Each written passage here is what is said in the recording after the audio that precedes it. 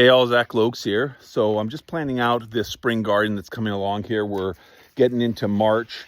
Things are starting to melt, and the focus of these raised garden beds here is going to be to clean them up and put in our early greens. You can see here that this had tomatoes in here. So for crop rotation, we're not going to put our tomatoes in here.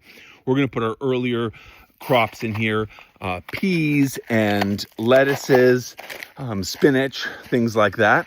And then what's going to happen is all of those really late season crops, like the tomatoes and the squash, are actually going to go into our larger garden out here, which has had our little herd of heritage sheep in over the winter. And so those late crops are going to benefit from all this manure and waste hay that's going to be digested into these beds.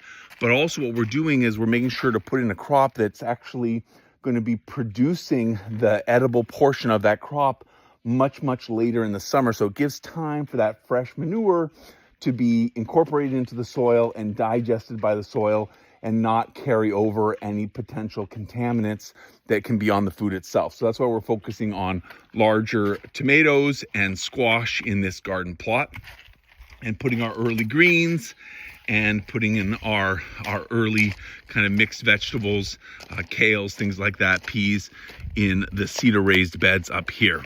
So this sort of flip-flopping between these plots is part of how we manage the land.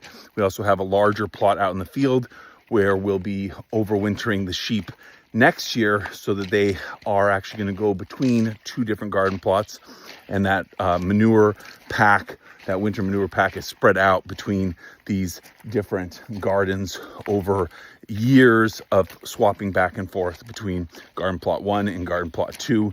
And then the raised bed garden is sort of our pinch hitter for what else we want really early in the spring, and to put it in a timely fashion. So that's a little bit of a look at the spring garden design process here. As the snow melts, we're always out looking at the land and considering what's next. I'll see you in the next one.